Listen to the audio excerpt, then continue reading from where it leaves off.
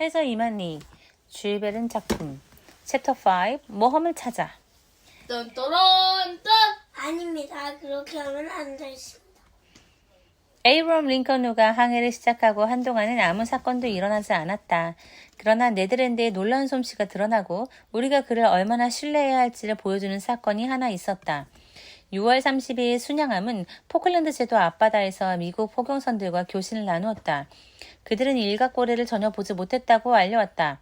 그런데 그중 한 배인 몬로우의 선장이 네덜란드가 에이브럼 링컨을 탔다는 것을 알고는 눈앞에 보이는 고래를 사냥하기 위해 그의 도움을 요청했다.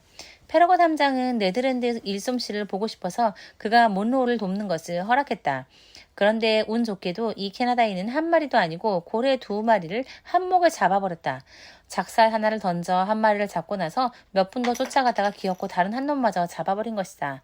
만약 괴물이 네덜란드의 작살과 한판 겨루게 된다면 나는 괴물이 이긴다는 쪽에 돈을 걸지 않을 것이다. 순양함은 놀라운 속도로 남아메리카 대륙의 남동쪽 해안을 따라갔다. 그리하여 7월 3일에는 마젤란 해협의 입구가 있는 비르헤네르 곳에 이르렀다. 하지만 페러거 탐장은 그 구불구불한 수로 대신에 혼 곳을 돌아 우회하기로 했다. 승무원들은 만장일치로 그의 선택이 옳다고 여겼다. 그 좁은 해협에서 일각고래를 만날 가능성이 얼마나 되겠는가? 많은 선원들은 괴물이 덩치가 너무 커서 좁은 곳으로는 지나갈 수 없다고 확신했다.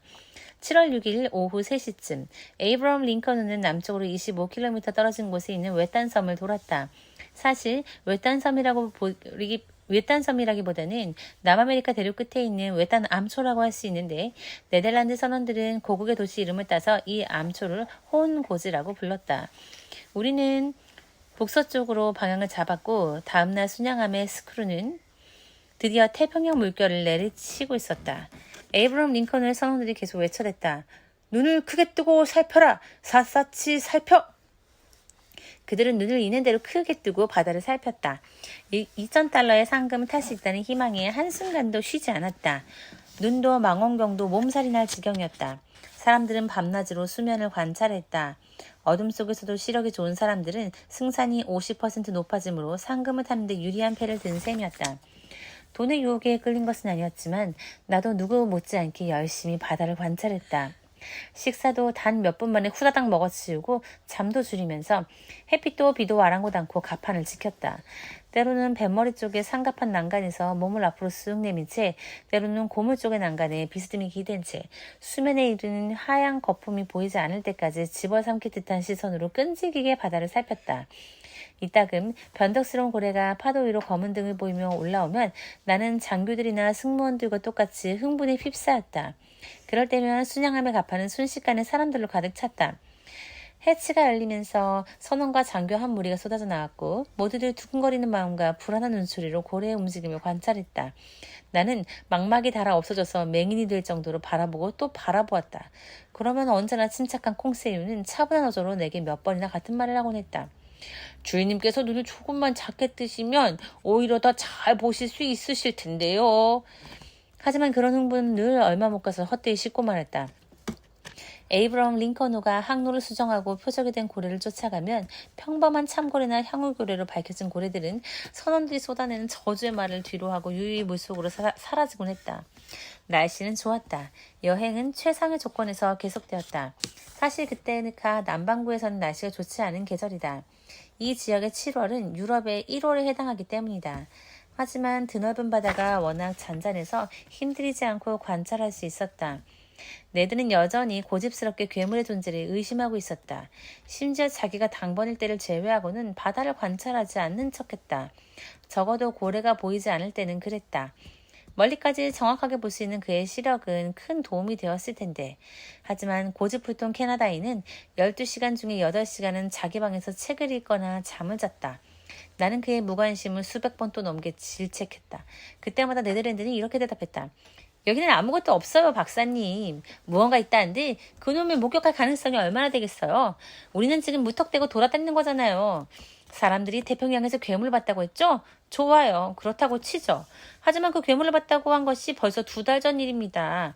박사님이 말씀하신 일각고래의 기질을 볼라치면 그놈은 같은 해역에서 오래 머무는 것을 좋아하지 않아요. 놀랄 정도로 쉽게 이동하는 능력을 타고났다고요. 교수님이 더 잘하시겠지만 자연은 절대로 순리를 거스르지 않습니다. 전성적으로 느려서 빨리 이동할 필요가 없는 동물에게 그렇게 빠른 이동 능력을 부여하지는 않는단 말이죠. 그러니 그런 동물이 있다 해도 벌써 멀리 다른 바다로 가고 없을 거란 말이에요. 나는 달리 대꾸할 말이 없었다. 물론 우리는 맹목적으로 항해하고 있었다. 하지만 다른 방법이 없지 않은가. 사실 성공할 가능성은 극히 적었다. 그러나 아직은 아무도 성공을 의심하지 않았고 배에 타고 있는 선원들은 다음번에는 꼭 일가꼬레가 나타날 거라는 희망을 버리지 않았다. 7월 20일에 우리는 서경 105도 남회기선을 지났고 같은 달 27일에는 서경 110도 적도를 지났다. 이제 순양함은 서쪽으로 분명하게 방향을 잡고 태평양 한가운데로 들어갔다.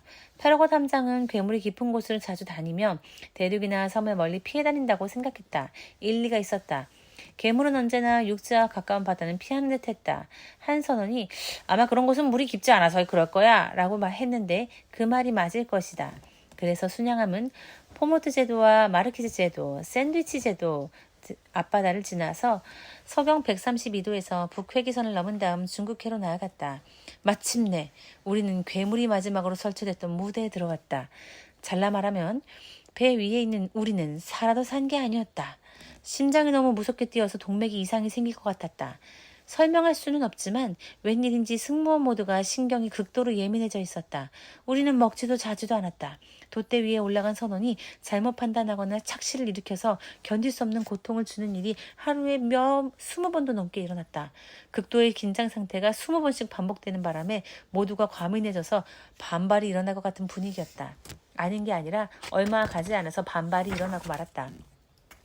석 달 동안 하루하루가 100년처럼 느껴졌던 그 석 달 동안 에이브럼 링컨호는 물 위로 나타난 고래들을 쫓아가고 갑작스럽게 방향을 바꾸고 벼랑간의 배를 왼쪽으로 돌렸다가 다시 오른쪽으로 틀기를 반복했다.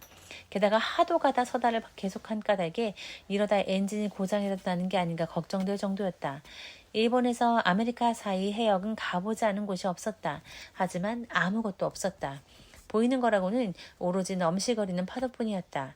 거대한 일각골이나 물에 잠긴 섬이나 난파선의 잔해나 떠다니는 암초 비슷한 것도 초자연적인 것도 전혀 없었다. 결국 반발이 일어났다.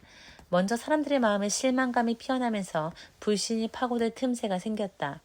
배 위에는 새로운 분위기가 감돌았다. 30%의 수치심과 70%의 분노로 이루어진 것이었다. 사람들은 한낱 공상에 놀아났다는 사실에 너무나 바보가 된 기분이었고 그래서 더욱 분노했다. 1년 전부터 계속되어 온 무수한 추론들이 일시에 무너졌다. 모두의 머릿속은 지금껏 바보같이 희생한 시간을 먹고 자는 것으로 만회하자는 생각으로 가득 찼다. 사람의 변덕이 늘 그렇듯이 우리는 한 극단에서 다른 극단으로 급속히 치달았다. 이 원정을 가장 열렬하게 지지했던 자들이 가장 맹렬한 비방자들이 되었다. 반발은 석탄으로 부를 때는 선창에서부터 시작해 고급 장교들의 식당까지 올라왔다. 페러거 탐장에 벽창호 같은 고집이 없었다면 순양함은 틀림없이 남쪽으로 방향을 돌렸을 것이다.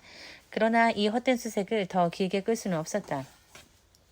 에이브럼 링컨호는 괴물을 잡기 위해 할 수 있는 모든 것을 다 했으므로 비판받을 게 하나도 없었다. 미국 해군의 어떤 승무원들도 이들보다 더한 인내심과 열성을 보이지는 못했을 것이다. 실패는 에이브럼 링컨호 탓이 아니었다. 이제는 돌아가는 일만 남았다. 이런 의미의 항의가 함장에게 전달되었다. 함장은 꿋꿋하게 버텼다. 선원들은 불만을 감추지 않았고 근무에는 지장이 생겼다. 선상에는 반란이 일어났다고는 말하고 싶지 않다. 하지만 페러거 탐장은 어느 정도 고집스럽게 버틴 후에 예전에 콜럼버스가 그랬던 것처럼 사흘만 더 기다려달라고 부탁했다. 그 사흘 동안 괴물이 나타나지 않으면 조타수는 방향을 돌리고 에이브럼 링컨호는 다시 대서양으로 뱃머리를 돌릴 것을 약속했다. 이 약속을 한 날이 11월 2일이었다. 그 약속은 의욕이 떨어진 승무원들에게 활기를 되돌려 주었다. 모두를 다시 바다를 주의 깊게 관찰했다. 마지막으로 많은 추억이 담겨있는 바다에 눈길을 주고 싶어 했다. 망원경이 불이 날 정도로 바쁘게 움직였다. 그것은 일각고래를 향한 마지막 도전이었다. 아마 이제는 일각고래도 모습을 드러내리라는 이들의 독촉에 응답하지 않을 수 없으리라. 이틀이 지났다. 에이브럼 링컨호는 느리게 나아가고 있었다. 그 넓은 해역에서 혹시라도 괴물이 지나가면 그놈의 주의를 끌거나 무기력감을 자극하려고 수천 가지 방법을 동원했다. 엄청나게 큰 베이컨을 배 뒤에 매달아 두기도 했다. 하지만 그것은 상어들에게만 좋은 일을 했을 뿐이었다. 에이브럼 링컨호가 고장나서 멈춰있는 동안에는 소형보트들이 순양함 주변에서 사방으로 바다를 훑고 다녔다. 수색하지 않은 바다는 단 한 군데도 없었다. 그렇건만 바닷속의 비밀은 여전히 베일에 쌓인 채 11월 4일 저녁을 맞이했다. 이튿날인 11월 5일 정오면 약속한 기한이 끝나게 된다. 페러거 탐장은 약속에 따라 위치를 측정한 뒤에 남동쪽으로 방향을 돌리고 북태평양 탐색을 완전히 포기해야 할 처지가 되었다.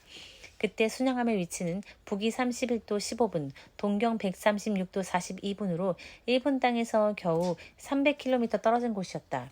밤이 다가왔다. 막 8시 종이 울렸다. 검은 구름이 초승달을 가리고 순양함의 뱃머리에서는 물결이 잔잔하게 일렁였다. 나는 뱃머리 쪽 우연의 난간에 기대 서 있었고 꽁세유는 내 옆에서 앞을 바라보고 있었다.